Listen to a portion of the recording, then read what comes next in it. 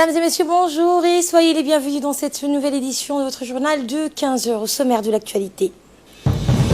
La Commission nationale de la lutte contre la corruption a recueilli ce matin les déclarations des patrimoines des hauts cadres du ministère de l'économie, des finances, de l'industrie et de la planification.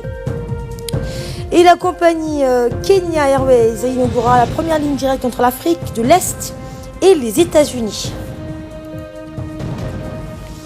Bonjour et merci de nous accueillir chez vous. Et nous entamons cette édition par ce message de félicitations au président de la République, du président de la République au gardien des deux lieux saints. Le président de la République, Ismaël Omar Guelleh, a adressé hier samedi un message de félicitations au gardien des deux lieux saints de l'islam et roi du royaume d'Arabie Saoudite, Sa Majesté Salman Ben Abdelaziz Al Saoud, dont le pays célébrait l'anniversaire de sa fête nationale. Dans son message, le président de la République a souhaité santé et bonheur aux gardiens des deux lieux saints et davantage de prospérité et d'épanouissement au peuple frère et ami du royaume d'Arabie Saoudite. Le président Guelleh a également salué l'engagement dont fait constamment preuve la nation sœur et amie d'Arabie pour contribuer au renforcement de la stabilité de la région. Et un message similaire a été aussi envoyé au prince héritier du trône, son Altesse royale, Mohammed Ben Salman Ben Abdelaziz. A noté enfin que le président de la République a adressé un autre message de félicitations au président malien Ibrahim Boubacar Keïta, a été donc à l'occasion de la célébration de la fête nationale de son pays. Et parallèlement à ces messages de félicitations, le président de la République a adressé également ce dimanche un message de condoléances à son homologue tanzanien suite au récent naufrage meurtrier qui a causé le décès de plus de 200 personnes dans ce pays.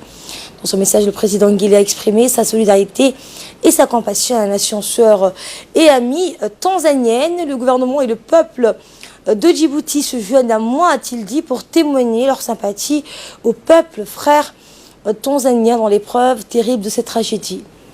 Eh bien, le président de la République qui a demandé dans son message que ses sincères condoléances soient étendues aux familles, aux proches et amis des victimes de ce drame, ainsi qu'à l'ensemble des citoyens tanzaniens. Également dans l'actualité, le ministre des Finances a reçu le docteur Sidi Ndao, le ministre des Finances, de l'Industrie et de l'Économie, Ilyes Moussa Douali, a reçu ce matin Monsieur docteur Sidi Ndao, un génie sénégalais en robotique et mécanique qui enseigne à l'université de Nebraska. Au cours de cette rencontre, le docteur Sidi Ndao a parlé sur l'importance de trouver des solutions aux difficultés liées à l'innovation de la technologie en Afrique, mais d'impulser chez la jeunesse le sens du dépassement de soi et aussi l'incarnation du leadership de l'intelligence artificielle. Il a l'ambition de faire aimer les sciences et technologies à la jeunesse africaine et rendre ainsi plus attractif et plus accessible l'enseignement technique, souvent décrit comme trop complexe. Ce dernier veut briser donc le cycle des problèmes en Afrique. D'après lui, le continent a besoin d'une nouvelle génération d'ingénieurs et de scientifiques disposés à fournir des solutions adaptées aux problèmes africains. Il insiste notamment sur la nécessité de rendre les sciences techniques, l'ingénierie et les mathématiques intéressant auprès des jeunes filles, souvent orientées dans les filières littéraires. Durant son séjour à Djibouti, le Dr Sidi va prendre part à des conférences liées à l'innovation, mais aussi à la robotique, l'innovation et l'ingénierie. Je vous le disais en titre, la Commission nationale de la lutte contre la corruption a recueilli ce matin les déclarations des patrimoines des hauts cadres du ministère de l'économie et des finances, de l'industrie et de la planification. En vertu de la loi numéro 3 de l'année 2013, adoptée par le Parlement au cours de sa 7e législature et complétant les dispositions législatives relatives à la prévention et à la lutte contre la corruption, les agents publics occupant les postes de responsabilité ou gérant les deniers publics doivent déclarer leur patrimoine. Le secrétaire général, l'ensemble des conseillers, les directeurs et les sous-directeurs se sont pliés à la règle. La Commission nationale de lutte contre la corruption est une autorité administrative indépendante. Elle jouit d'une autonomie financière et son siège se trouve au plateau du Serpent. L'objectif de la réunion est une réunion qui fait en sorte que tous les hauts cadres du ministère de l'économie déclarent leur patrimoine.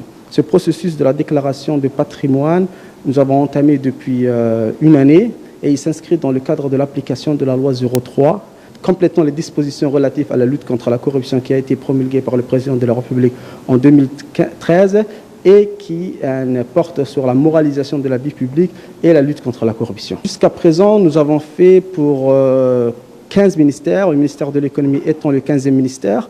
Nous avons fait aussi pour 742 hauts responsables. Jusqu'à présent, la plupart des gens ont remis leur déclaration de patrimoine et c'est une tournée qui arrive à son aboutissement. Et Inch'Allah, nous comptons finir avant la fin de cette année pour le reste des autres ministères.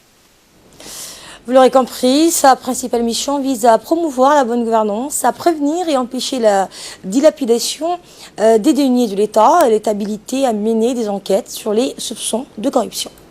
Santé cette fois, le ministre de la Santé, Dr Jamal, qui a reçu aujourd'hui dans son cabinet M. Atoussek, représentant permanent à Djibouti de la Banque mondiale, qui a introduit auprès du ministre d'autres délégués de la banque qui effectuent actuellement une mission dans notre pays. Cette rencontre s'est déroulée dans le cadre du suivi et de l'évaluation du portefeuille de la Banque mondiale dédié au secteur de la santé. Les deux parties ont examiné différents points dans la finalisation du projet dit « Zéro retard croissance » pour lutter contre la malnutrition des enfants et les nouveau-nés. La mission de la Banque mondiale a en outre annoncé la validation d'une enveloppe additionnelle pour le département de la santé. Les discussions ont enfin porté sur les moyens de consolider les avancées enregistrées en matière de couverture sanitaire universelle. Lors de la discussion, l'objectif de cette réunion, c'était de parler le plan d'action de travail dans les 2 ans à venir. Donc, dans ce plan d'action, il était capital de voir 2 grands projets. Le projet qui s'appelle PAPS ou FPP, qui était en cours depuis 3 ans au ministère de la Santé, qui est financé par la Banque mondiale. Donc, ce projet, la Banque mondiale a apporté un appui financier supplémentaire. Dans le 2e projet, il était question de voir le projet de la nutrition, qui est zéro retard de croissance, qui est parrainé et financé par la Banque mondiale. Et ce projet a été finalisé en termes de projet, va démarrer bientôt. Et ces 2 projets ont été discutés long et large. Et le ministère de la Santé, à travers le ministre de la Santé, Dr Jamal, a bien acquis ces 2 projets et a mis en terme. Dans le reste de l'actualité, en bref et sans images, l'ambassade de Djibouti au Japon a organisé le 18 septembre dernier une conférence de presse à l'occasion de la visite à Tokyo de M. Aboubakar Al-Hadi, président de l'autorité des ports et des zones franches. Plusieurs journalistes, des médias japonais et des agences de presse internationales, ainsi qu'une centaine des représentants des compagnies japonaises et des organisations ont assisté à la conférence de presse.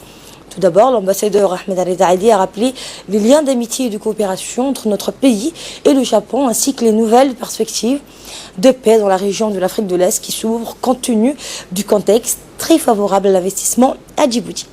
Ensuite, le président Aboubakar Al-Hadi a présenté les avantages de la nouvelle zone franche internationale de Djibouti, visant principalement à transformer le pays en une importante plateforme logistique. Enfin, le président de l'autorité des ports et des zones franches s'est longuement appesanti sur le renforcement des infrastructures, répondant à toutes les questions des journalistes. Retour à Djibouti dans le cadre du projet d'appui à la réalisation d'infrastructures économiques et à la promotion des activités dans la région. Projet baptisé Parisier, en cofinance qui est financé donc par la Banque africaine de développement, l'agence djiboutienne de développement social ADDS a examiné mardi dernier les mini-projets proposés pour les associations de la région d'Arta. Ces mini-projets peuvent toucher divers domaines tels que la prévention en matière de santé, l'accès à l'eau potable, la formation, l'insertion professionnelle, l'aide aux populations vulnérables ou l'appui à la jeunesse. Ces mini-projets sont examinés et validés pour leur financement par une commission regroupant les responsables de la DDS et les autorités régionales. Il en prépare notamment le président du conseil régional Elmi Bouh Goudadé, du premier adjoint à la préfecture, Mohamed Fouzi Ahmed, le président du comité de validation, Yassine Hussein Farah, et le directeur général de la DDS, Mahdi Mohamed Al-Jama. Ce projet intervient principalement dans les 5 régions de l'intérieur et les bénéficiaires directs sont les populations de ces régions en général. Avec le directeur général de la DDS à nos côtés, un représentant de la TICA et une représentante du projet de PNUD, qui sont ici avec nous aujourd'hui pour assister à cette cérémonie de sélection des projets des associations les plus dynamiques de la région d'Arta.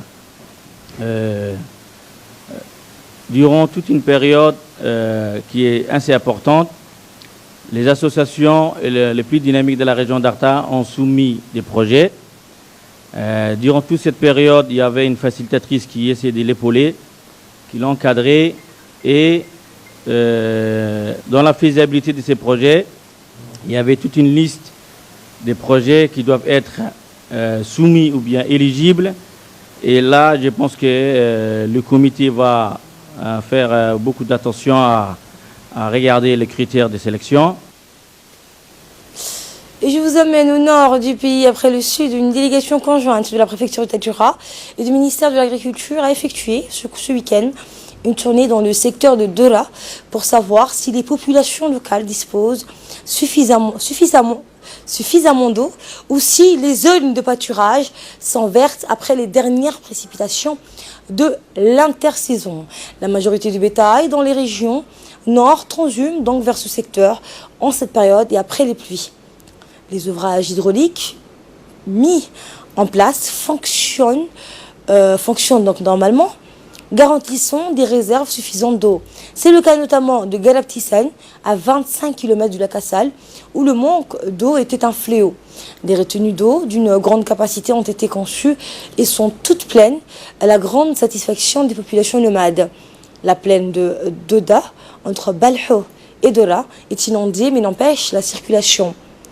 L'oued Kalou, près de Dola, est en crue. Ce petit barrage donc construit en aval sur l'axe routier Tadjoura-Balho remplit bien ses multiples fonctions dans l'acheminement du précieux liquide vers les périmètres agricoles ou les lieux utilisés pour la production de fourrage.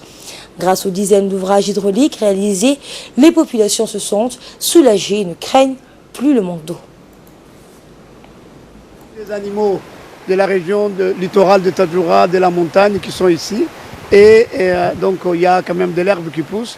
Et le barrage que nous avons fait en 2012 contribue activement aussi à la reforestation de cette région, hein, et qui était sujet vraiment donc à la sécheresse.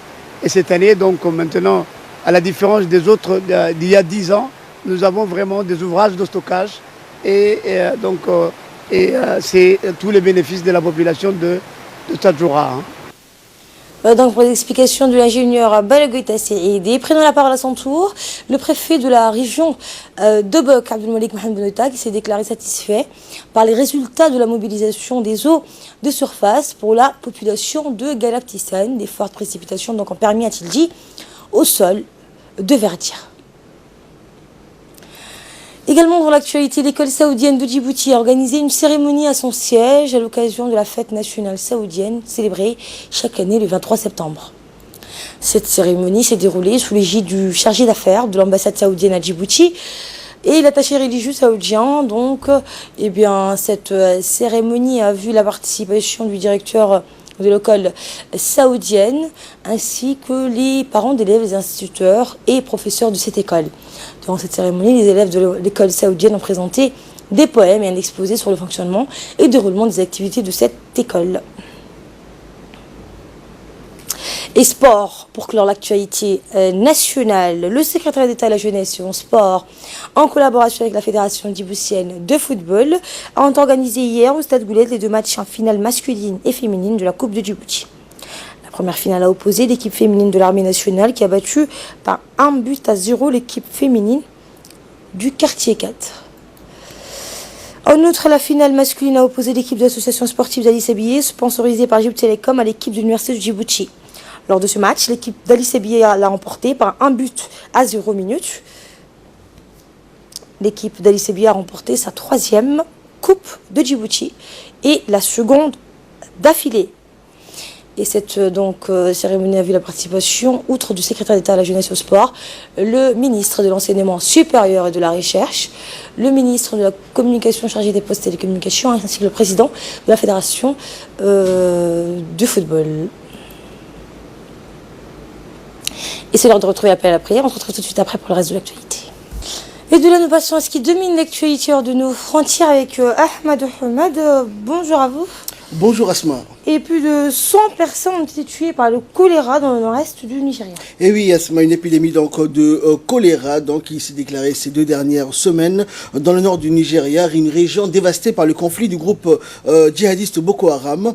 Donc l'épidémie a été déclarée Asma il y a 2 semaines, épicentre donc des violences où des centaines de milliers de personnes vivent dans des camps de déplacés, et l'épidémie donc qui s'est désormais donc propagée dans l'état voisin de Yobe, où 989 cas ont été recensés donc au 20 septembre. La saison des pluies Asma est propice à la propagation de l'épidémie qui refait surface chaque année à peu près à la même période dans les camps de déplacés où les conditions sanitaires sont très détériorées. Selon des ONG Asma, 11 millions de Nigérians ont un besoin urgent d'aide humanitaire. Et la compagnie Kenya Airways donc inaugurera la première ligne directe entre l'Afrique de l'Est et les États-Unis le 28 octobre prochain. Et oui, la compagnie donc va inaugurer cette ligne directe. Elle vient en effet d'obtenir la dernière autorisation nécessaire, appelée Last Point of Departure. Ce projet donc constitue un pari Asma sur l'avenir pour une entreprise encore dans une situation économique fragile. Et Kenya Airways a par exemple, rappelons-le, renforcé le contrôle du personnel et des bagages, ou encore déployé une brigade de chiens renifleurs formés en Israël. L'aéroport a lui construit une double clôture ou encore une tour anti-missile Asma. Et donc pour cette nouvelle ligne, le PDG espère 55% de remplissage la première année. Les États-Unis, eux, avanceront 150 millions de dollars au Kenya pour continuer à améliorer la sécurité de l'aéroport. Et au Bénin, la taxe annoncée et appliquée récemment sur le réseau internet ne passait pas. Après la montée au créneau de plusieurs web activistes béninois, le gouvernement a fait en revanche marche arrière pour annuler donc son application. Et c'est le président donc Patrice Talon qui a réuni donc avec les ministres des Finances et de l'économie numérique et les opérateurs télécoms donc hier, qui ont opté donc pour le retour aux anciens tarifs. Cette nouvelle taxe Asma rendait la connectivité sur les réseaux sociaux 5 fois plus chère. Le plan tarifaire d'un réseau GSM béninois qui a circulé donc illustrait ce que devaient débourser les usagers des médias sociaux. Une nouvelle tout de suite accueillie avec joie par les internautes qui avait lancé une campagne dénommée #TaxPaMemo pour attirer l'attention des autorités sur les conséquences néfastes du décret.